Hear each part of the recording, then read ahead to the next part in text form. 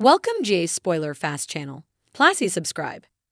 GA's Knight, Martin Gray, and his AMC co-star McLain consider themselves very lucky to have captured the audience's attention with the coupling of AMC's super couple Tad and Dixie. Their on-screen romance had the two actors sharing scenes with some of entertainment's greatest, and they were ready to share some insider scoop with fans at a recent Zoom event hosted by Coastal Entertainment.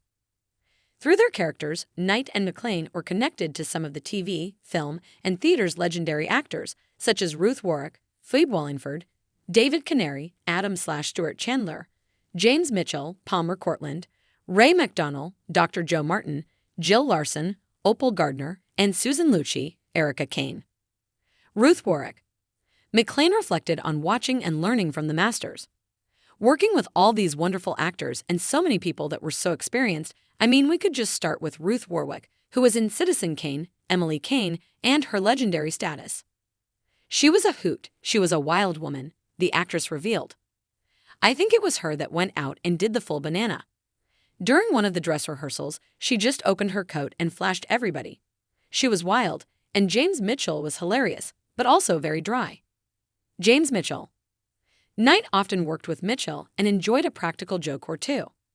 We get bored, we spend all day together, the 3-time Daytime Emmy winner explained. And Jimmy, God bless him. I loved that man, may he rest in peace. He had a trick, he would memorize the blocking, and he would write his dialogue on a piece of furniture or a plate or something like that. So he wouldn't miss a beat. This one day, I don't know what I was thinking, the actor confessed. I was young and full of asterisks and vinegar, and I decided to move the stuff around. You know what I mean? This poor guy in the middle of the take sidles over to the fireplace and looks behind the plate, and he was soap asterisks. David Canary. Both actors shared a lot of screen time with the late, great David Canary.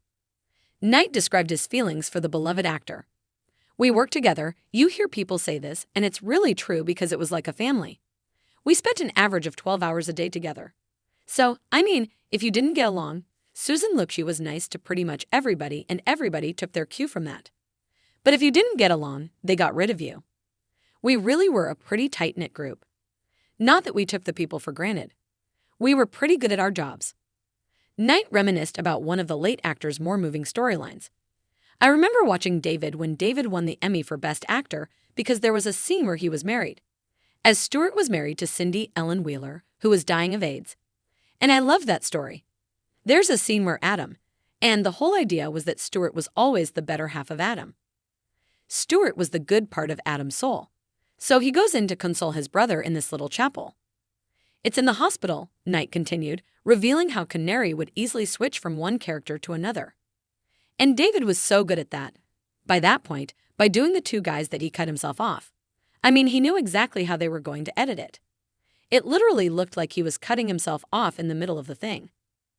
The sheer mastery of the acting technique really moved Knight and left an impression on him. I remember watching the tape of this thing and I just turned to somebody and said, I don't care what you do in this business. When you're in front of the camera, that is as good as I've ever seen. It's very, very humbling. It's funny to come and make jokes about the stuff that we do. But there was a lot of magic that I had absolutely no idea. McLain remembered how meticulous and structured he was. David was such a professional, she disclosed, explaining how he set an example for his fellow actors. He was so disciplined, but he really set the bar for us. He would swim at 5 o'clock in the morning and then have his fruit and then be totally ready to go on his lines. And then he would walk for a salad at noon. Her co-star concurred. You're right. He would do his apple every day at 4 o'clock and he would do his vocal warm-up. You could hear him upstairs. He would sing. He would do vocal warm-ups every day before he went on camera. Ray McDonnell. Knight was especially close with the late actor Ray McDonnell, who played Joe, Tad's adoptive father. Ray was just hysterical. That's what most people don't know about Ray McDonnell. Because Dr. Joe was always sending out for tests from the hospital. He was always saying, we're gonna run more tests.